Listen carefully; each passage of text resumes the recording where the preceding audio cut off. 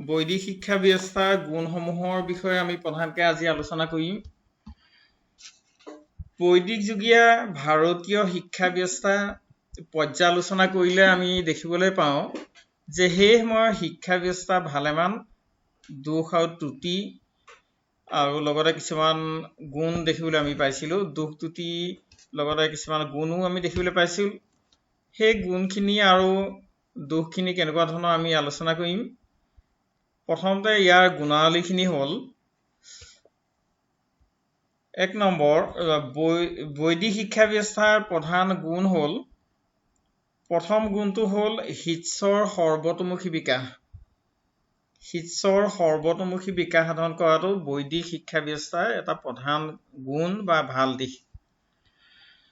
আৰু বৈদিক যুগৰ শিক্ষা ব্যৱস্থাত শিষ্যৰ বা শিক্ষাৰ্থীৰ দৈহিক, মানসিক আৰু আধ্যাত্মিককে ধৰি সকলোবোৰ দিশৰে সমতাপূৰ্ণ আৰু সামঞ্জস্যপূৰ্ণভাৱে বিকাশ সাধন কৰাৰ ওপৰত গুৰুত্ব দিয়া হৈছিল। ধৰ্ম, অৰ্থ, কৰ্ম আৰু মোক্ষ এই 4 পুৰুষাৰ্থ সাধনৰ ওপৰত প্ৰধানকৈ গুৰুত্ব দিয়া হৈছিল।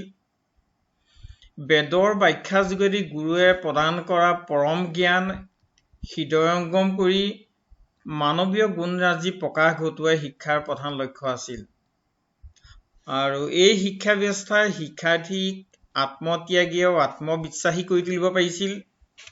সেইকাৰণে দেখা যায় যে বৈদিক শিক্ষা ব্যৱস্থাই শিক্ষাৰ্থীসকলৰ সৰ্বতোমুখী বিকাশ সাধন কৰিবলৈ সক্ষম হৈছিল। সৰ্বতোমুখী বিকাশ বুলি কওঁতে তেওঁলোকৰ দৈহিক, মানসিক, আধ্যাত্মিক এই সকলো দিশৰ বিকাশ সাধন কৰিবলৈ সক্ষম হৈছিল। দ্বিতীয়তে, সৎ চৰিত্ৰৰ গঠন। সৎ চৰিত্ৰ গঠন কৰা বৈদিক শিক্ষা ব্যৱস্থাৰ অন্য এটা গুণ। শিক্ষাৰ্থীৰ সৎ চৰিত্ৰ গঠন কৰিছিল বৈদিক শিক্ষা ব্যৱস্থাই। শিক্ষাৰ্থীসকলৰ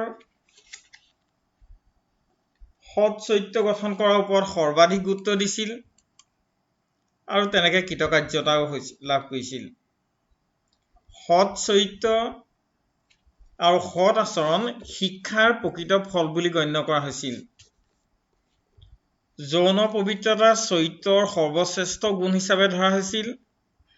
সৎ চৰিত্ৰ গঠনৰ কাৰণে শিষ্যৰ আত্মসংযমৰ মাজেদি আত্ম উপলব্ধি আৰু আত্মসংশোধনৰ ওপৰত গুৰুত্ব দিয়া হৈছিল। গুৰুৰ ব্যক্তিত্বও শিষ্যৰ চৰিত্ৰ গঠনত প্ৰভাৱিত কৰিছিল। শিক্ষাৰ্থীসকলক সৎ চৰিত্ৰৱান কৰি তোলাৰ ক্ষেত্ৰত বৈদিক শিক্ষাই লোৱা ভূমিকা যুগে যুগে প্ৰশংসনীয় হৈ থাকিব। গতিকে আমি দেখিবলৈ পালোঁ যে বৈদিক যুগত শিক্ষাৰ্থীসকলক চৰিত্ৰৱান কৰি তোলাৰ ওপৰত গুৰুত্ব দিছিল। বৰ্তমানো এই লক্ষ্যৰ ওপৰত গুৰুত্ব দিয়া হয়। বৰ্তমানো বিভিন্ন ধৰণৰ শিক্ষা আঁচনিত চৰিত্ৰ গঠন কৰাৰ ওপৰত বিশেষকৈ গুৰুত্ব দিয়া হয়। প্ৰত্যেকখন বৰ্তমান যুগৰ আধুনিক শিক্ষা আয়োগে, এডুকেশ্যন কমিশ্যনসমূহে শিক্ষাৰ্থীসকলৰ চৰিত্ৰ গঠনৰ ওপৰত গুৰুত্ব দিছে।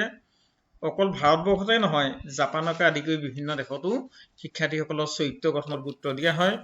গতিকে আমি ক'ব পাৰোঁ যে এইটো এটা বৈদিক যুগৰ শিক্ষাৰ এটা ভাল গুণ বা ভাল দিশ। তৃতীয়তে, অনুকূল শিক্ষণীয় পৰিৱেশৰ সৃষ্টি। অনুকূল শিক্ষণীয় পৰিৱেশ গঠন কৰি শিক্ষাদান কৰিবলৈ তেওঁলোকে সক্ষম হৈছিল। বৈদিক যুগত গুৰুসকলে শিক্ষাৰ্থীসকলক জনকোলাহলৰ পৰা বহুদূৰ নিলগৰ অৰণ্যৰ মাজত গুৰুকুল বা আশ্ৰম পাতি শিক্ষাদানৰ ব্যৱস্থা কৰিছিল। তেওঁলোকে তেতিয়াই শিক্ষা গ্ৰহণৰ কাৰণে প্ৰাকৃতিক পৰিৱেশৰ আৱশ্যকতা ভালকৈ উপলব্ধি কৰিছিল। আজিৰ দৰে প্ৰদূষিত প্ৰতিকূল পৰিৱেশীয় বা শিক্ষণীয় পৰিৱেশত সেই সময়ত শিক্ষাদান কৰা নহৈছিল। এনে পৰিৱেশৰ বাবেই শিষ্যই সৰ্বোচ্চ জ্ঞান লাভৰ কাৰণে শ্ৰৱণ, মনন আৰু নিদিধ্যাসন প্ৰক্ৰিয়াত একাগ্ৰ চিত্তে লিপ্ত হ'ব পাৰিছিল। গতিকে পৰিৱেশৰ ওপৰত গুৰুত্ব দিছিল তেওঁলোকে শিক্ষাৰ ক্ষেত্ৰত। সম্পূৰ্ণ প্ৰাকৃতিক পৰিৱেশ, জনকোলাহলৰ পৰা দূৰত থকা পৰিৱেশত শিক্ষাদান কৰা হৈছিল। সেইকাৰণে শিষ্যসকলে ইমান দীঘলীয়া সময় শিক্ষা গ্ৰহণ কৰিছিল যদিও আমনি পোৱা নাছিল। শাস্ত্ৰসমূহ সম্পূৰ্ণৰূপে মনত ৰাখিব পাৰিছিল। আৰু বৰ্তমান যুগতো শিক্ষা ব্যৱস্থাত পৰিৱেশ সৃষ্টিৰ ওপৰত গুৰুত্ব দিয়া হয়। আজি অলপ দিনতে আমাৰ বিশ্বৰ পৰিৱেশ দিৱস পালন কৰা হৈছে। সেই সময়তকে বৰ্তমান পৰিৱেশটো যে বিশৃংখলিত হ'ল, প্ৰদূষিত হ'ল, সেইকাৰণে বৰ্তমান এই পৰিৱেশ দিৱস উদযাপনৰ ওপৰত গুৰুত্ব দিয়া হৈছে যে বৰ্তমান শিক্ষাৰ কাৰণে পৰিৱেশটো অনুকূলীয় নহয়, মানুহ জীয়াই থাকিবৰ কাৰণে উপযোগী নহয়, বৰ্তমানৰ পৰিৱেশটো সম্পূৰ্ণৰূপে মানুহৰ বিকাশৰ পৰিপন্থী। সেইকাৰণে বৰ্তমান পৰিৱেশ সংৰক্ষণৰ ওপৰত বিশ্বৰ পাৰিপাৰ্শ্বিক দিৱস উদযাপনৰ ওপৰত গুৰুত্ব দিয়া হৈছে, কিন্তু সেই সময়ত সম্পূৰ্ণ প্ৰাকৃতিক পৰিৱেশৰ ওপৰত গুৰুত্ব দিছিল। গতিকে বৈদিক যুগৰ শিক্ষাৰ এইটো এটা ভাল দিশ। চতুৰ্থতে আত্ম অনুশাসন ব্যৱস্থাৰ ওপৰত গুৰুত্ব দিয়া হৈছিল বৈদিক যুগত। বৈদিক যুগৰ শিক্ষা ব্যৱস্থাৰ আন এক গুণ হ'ল যে এই শিক্ষা ব্যৱস্থা শিক্ষাৰ্থীসকলক বাহ্যিকভাৱে অনুশাসিত কৰাতকৈ তেওঁলোকৰ মনৰ আগ্ৰহ, ইচ্ছা শক্তি আৰু কিছুমান স্বতঃস্ফূৰ্ত অৱস্থাৰ বিকাশ কৰাৰ ওপৰত গুৰুত্ব দিয়া হৈছিল। কাৰণ তেনে কৰিলে শিক্ষাৰ্থীৰ আচৰণ কোনো বাহ্যিক বা প্ৰভাৱৰ দ্বাৰা পৰিচালিত হোৱাৰ পৰিৱৰ্তে নিজৰ বিবেক আৰু বিবেচনাৰে স্বতঃস্ফূৰ্তভাৱে পৰিচালিত হয়। সেইকাৰণে বৈদিক যুগত গুৰুৱে কঠোৰ শাৰীৰিক শাস্তি প্ৰদানৰ মাজেদি শিষ্যসকলক অনুশাসিত কৰিবলৈ বিচৰা নাছিল। শিষ্যক শাৰীৰিক শাস্তি প্ৰদানৰ মাজেৰে সংশোধিত কৰিবলৈ যোৱাটো মনোবৈজ্ঞানিক নীতিৰ পৰিপন্থী বুলি তেওঁলোকে বিশ্বাস কৰিছিল। সেয়ে বৈদিক শিক্ষা ব্যৱস্থা শিক্ষাদান প্ৰক্ৰিয়াত সম্পূৰ্ণ মনোবিজ্ঞানসন্মত শিক্ষা ব্যৱস্থা বুলিব পাৰি। আন্তৰিক অনুশাসনৰ মাজে শিক্ষাৰ্থীক মানুহ হিচাপে গঢ়ি তোলাৰ ওপৰত গুৰুত্ব কৰিছিল।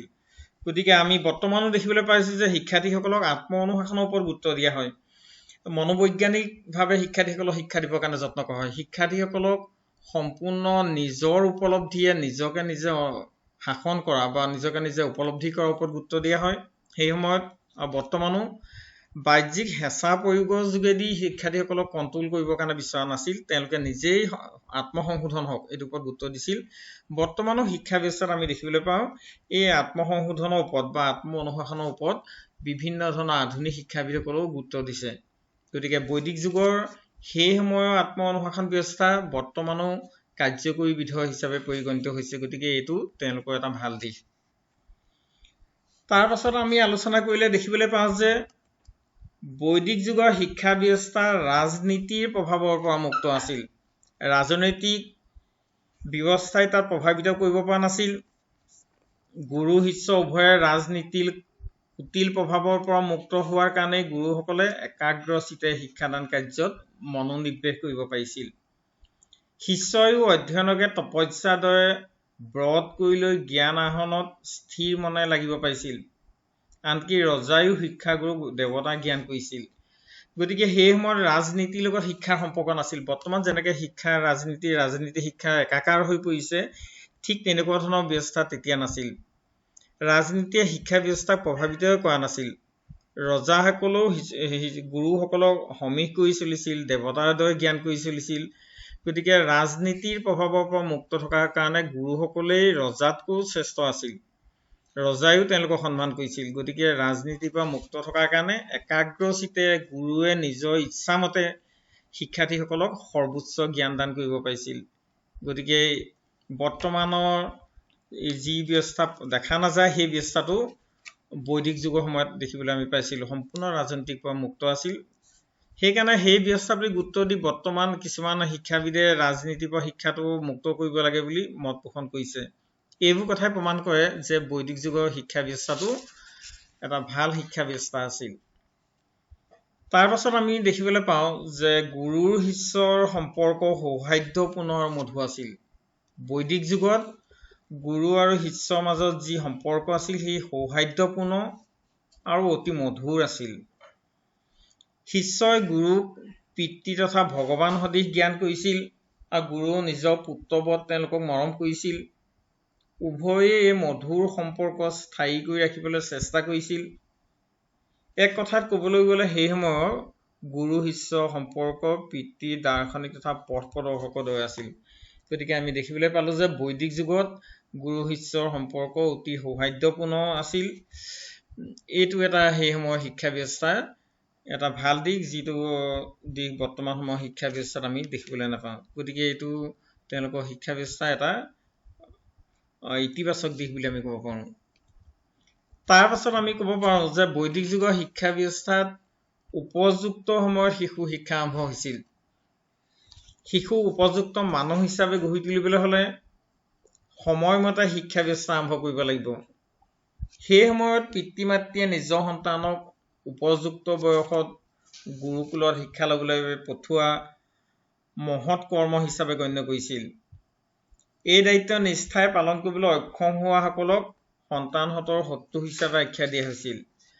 গতিকে সেই সময়ত উপযুক্ত সময়ত সন্তানসকলক গুৰুৰ ওচৰত শিক্ষা লাভ কৰিবলৈ, গুৰুগৃহত শিক্ষা লাভ কৰিবলৈ বিভিন্ন ব্যক্তিসকলে বা বিভিন্ন শ্ৰেণীৰ ব্যক্তিসকলে 8ৰ পৰা 12 বছৰ ভিতৰত গুৰুগৃহলৈ তেওঁলোকক পঠিয়াই দিছিল আৰু তেওঁলোকে গুৰুগৃহত শিক্ষা লাভ কৰিছিল। কোনোবা ইচ্ছা কৰিলে ঘৰলৈ ঘূৰি আহিছিল আৰু কোনো ছাত্ৰ ইচ্ছা নকৰিলে ঘৰলৈ ঘূৰি নাহি নৈষ্ঠিক ব্ৰহ্মচাৰী হিচাপে জীৱন যাপন কৰিছিল। গতিকে শিক্ষাৰ্থীসকলক, সন্তানসকলক শিক্ষা দিয়াটো পিতৃ মাতৃৰ এটা পবিত্ৰ কৰ্তব্য বুলি গণ্য কৰা হৈছিল। গতিকে এই ব্যৱস্থা বৰ্তমানো আমি দেখিবলৈ পাওঁ। বৰ্তমানো শিশুসকলৰ শিক্ষাদানৰ ক্ষেত্ৰত পিতৃ মাতৃৰ ভূমিকা যথেষ্ট গুৰুত্বপূৰ্ণ। গতিকে পিতৃ মাতৃৰ অবিহনে শিক্ষাৰ্থীসকলে শিক্ষা ক্ষেত্ৰত আগবাঢ়ি যোৱাটো সম্ভৱপৰ নহয় আৰু পিতৃ মাতৃসকলেও সেই পৰিৱেশ শিক্ষাৰ্থীসকলক সূচনা কৰিব লাগিব। আৰু বৰ্তমান শিক্ষা ব্যৱস্থাত শিক্ষা দায়িত্ব চৰকাৰে গ্ৰহণ কৰিছে। প্ৰাক প্ৰাথমিকৰ পৰা আৰম্ভ কৰি বিশ্ববিদ্যালয় পৰ্যন্ত শিক্ষা ব্যৱস্থা বিনামূলীয়াৰ কাৰণে যত্ন কৰিছে। গতিকে এই ব্যৱস্থাটোৱে প্ৰমাণ কৰে যে বৈদিক যুগৰ শিক্ষা ব্যৱস্থা এক উন্নত ধৰণৰ শিক্ষা ব্যৱস্থা আছিল। তাৰ পাছত আমি অন্য এটা গুণ দেখিবলৈ পাওঁ যে শৈক্ষিক সম সুযোগ সুবিধা। শিক্ষাৰ ক্ষেত্ৰত ইকুৱেলিটিৰ ওপৰত গুৰুত্ব কৰিছিল। বৈদিক যুগৰ শিক্ষা ব্যৱস্থাত সমতাৰ ওপৰত গুৰুত্ব দিয়াটো এটা ভাল দিশ।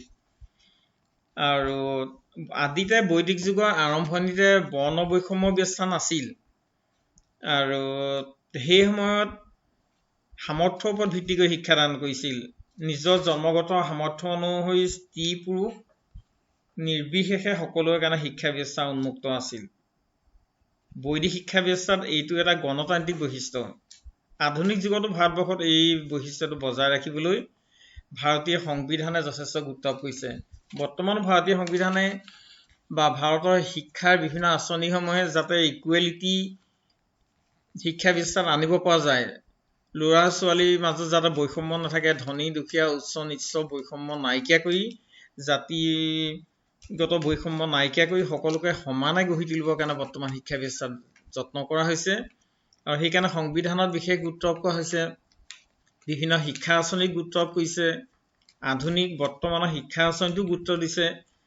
গতিকে আমি দেখিবলৈ পাওঁ যে বৈদিক যুগৰ শিক্ষা ব্যৱস্থাত সম সুযোগ সুবিধাৰ ওপৰত গুৰুত্ব দিছিল, যেতিয়া সমাজত জাতিভেদ প্ৰথা যেতিয়ালৈকে সৃষ্টি হোৱা নাছিল।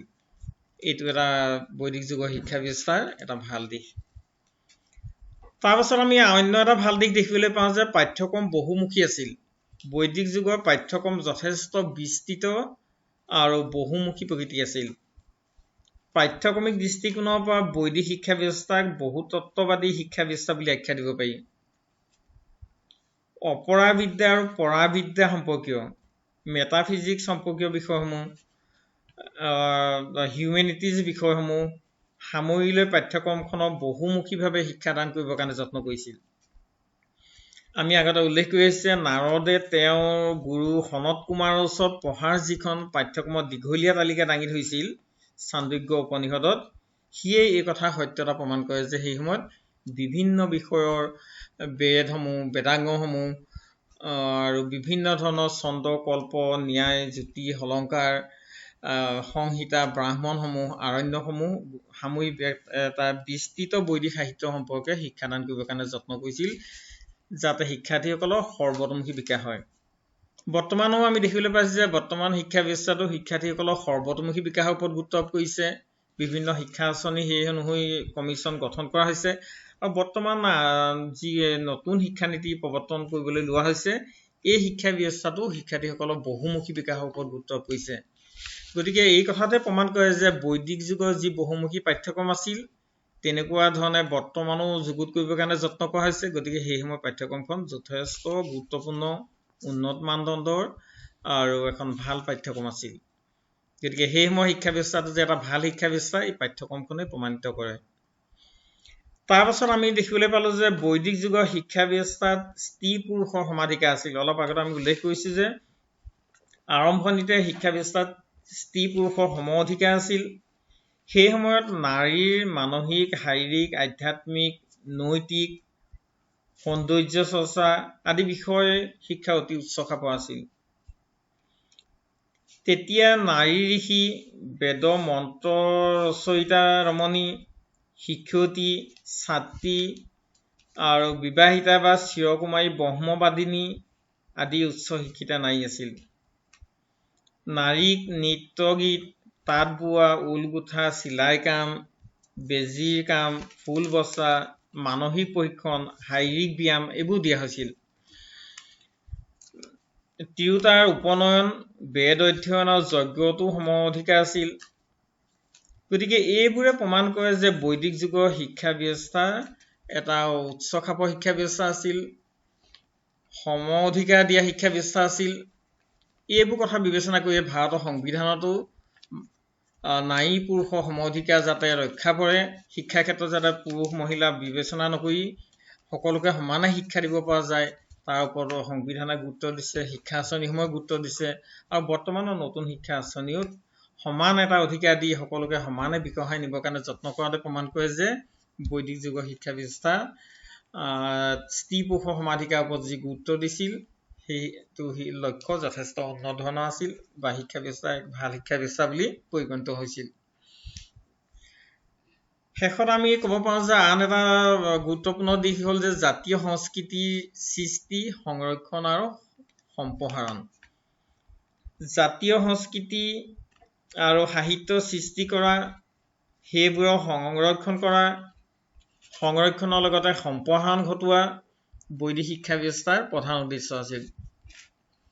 বেদসমূহ যেতিয়ালৈকে লিখা হোৱা নাছিল, লিপিবদ্ধ নোহোৱা পৰ্যন্ত আচাৰ্য মুখৰ পৰা শুনি শুনিয়েই বেদৰ মন্ত্ৰসমূহ শিক্ষা লাভ কৰিছিল আৰু মেধাৰ দ্বাৰা স্মৃতি ভাণ্ডাৰত তেওঁলোকে সযত্নে সঞ্চিত কৰিছিল। এনেকৈ বৈদিক সাহিত্য প্ৰচাৰ আৰু সংৰক্ষণ এটা পুৰুষৰ পৰা আন এটা পুৰুষলৈ সংৰক্ষিত আৰু সঞ্চালিত হৈছিল। এইবোৰ গুণৰ উপৰিও বৈদিক যুগৰ শিক্ষা ব্যৱস্থা আৰু ভালমান দিশ আমি দেখিবলৈ পাওঁ, যিবোৰৰ প্ৰমূল্য গুৰুত্ব আজি বিজ্ঞান আৰু প্ৰযুক্তিবিদ্যাৰ যুগতো বৰ্তি আছে, এইবোৰ গুৰুত্বপূৰ্ণ বুলি স্বীকাৰ কৰিছে আৰু গুৰুত্ব দিনক দিনে বৃদ্ধি পাবলৈ ধৰিছে। গতিকে আমি দেখিবলৈ পালোঁ যে বৈদিক যুগৰ শিক্ষা ব্যৱস্থা ভালমান গুণ আছিল। এই গুণবোৰ হ'ল যে শিক্ষাৰ্থীৰ সৰ্বতোমুখী বিকাশৰ ওপৰত গুৰুত্ব আৰোপ কৰা হৈছিল, সৎ চৰিত্ৰ গঠনৰ ওপৰত গুৰুত্ব দিছিল, অনুকূলীয় শিক্ষণীয় পৰিৱেশ সৃষ্টি কৰাৰ ওপৰত গুৰুত্ব দিছিল, আত্ম অনুশাসন ব্যৱস্থা আছিল, শিক্ষা ব্যৱস্থা ৰাজনীতিৰ প্ৰভাৱৰ পৰা মুক্ত আছিল, গুৰু শিষ্য সম্পৰ্ক সৌহাৰ্দ্যপূৰ্ণ আৰু মধুৰ আছিল, উপযুক্ত সময়ত শিশুৰ শিক্ষা আৰম্ভ হৈছিল, শৈক্ষিক সম সুযোগ সুবিধাৰ ওপৰত গুৰুত্ব দিয়া হৈছিল, পাঠ্যক্ৰম বহুমুখী আছিল, শিক্ষা ব্যৱস্থাত স্ত্ৰী পুৰুষৰ সম অধিকাৰ আছিল, জাতীয় সংস্কৃতিৰ সৃষ্টি, সংৰক্ষণ আৰু সম্প্ৰসাৰণৰ ওপৰত গুৰুত্ব দিছিল। গতিকে এইবোৰে প্ৰমাণ কৰে যে বৈদিক যুগৰ শিক্ষা ব্যৱস্থা এটা ভাল শিক্ষা ব্যৱস্থা আছিল।